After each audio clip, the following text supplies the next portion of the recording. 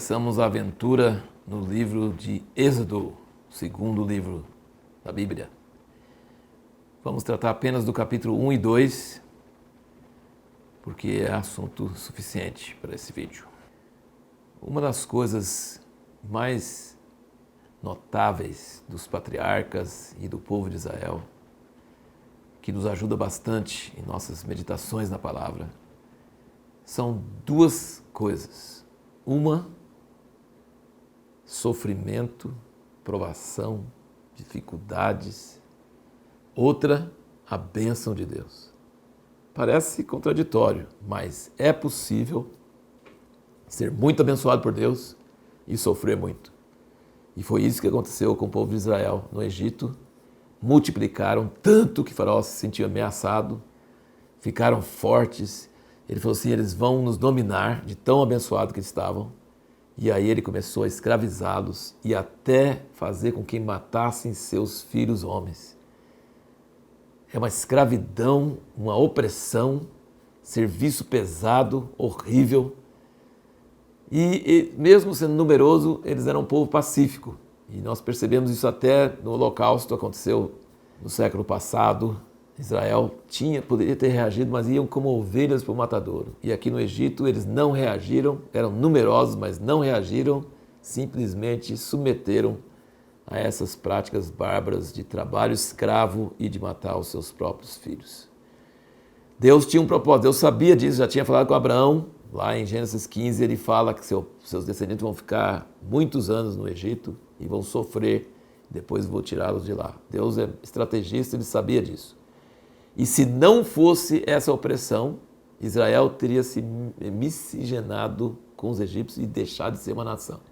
A perseguição é terrível, mas ela teve um propósito no plano divino de manter Israel separado como um povo que não se misturasse com os egípcios. Isso mostra também a estratégia de Deus na história. Outra coisa muito preciosa que nós vemos no fim do capítulo 2 é que Deus fala que ele ouviu o clamor dos filhos de Israel. Olha, eles estavam clamando, acho que há muitos anos, mais de 80 anos que os meninos estavam sendo mortos no rio Nilo e tanta coisa horrível acontecendo. Certamente eles estavam clamando pela servidão e tudo, mas chega um momento que o clamor atinge um pico, atinge um ponto máximo e toca o coração de Deus e diz que Deus ouviu o clamor, os gemidos e desceu e ia mandar Moisés para libertá-los. Então a oração tem importância, a oração vale a pena.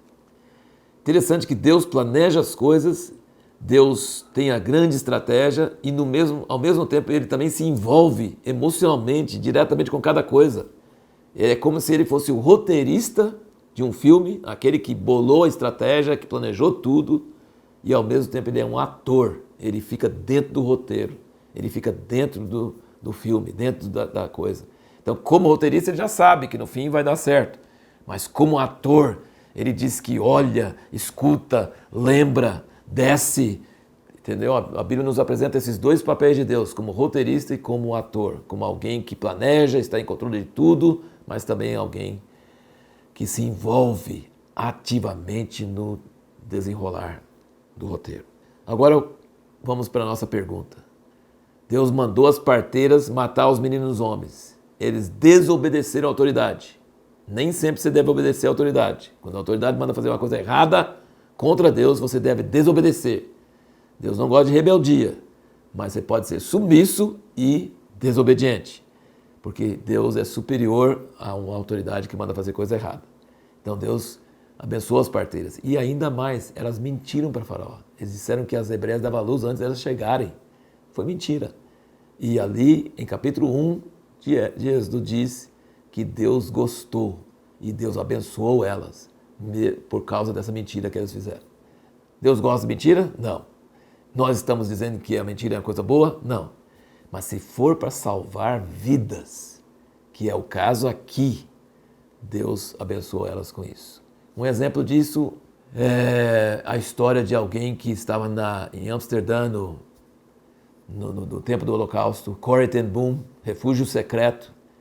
E quando eles escondiam judeus em casa e vinham os nazistas e perguntavam, tem judeu na sua casa? Ela mentia, falava que não tinha. Então, quando você está protegendo vidas, é diferente do que simplesmente mentir por mentir. Deus não gosta da mentira, Deus é contra a mentira, mas quando é para salvar vidas, e nesse caso ele abençoou as parteiras que desobedeceram a ordem de Faraó e mentiram para ele.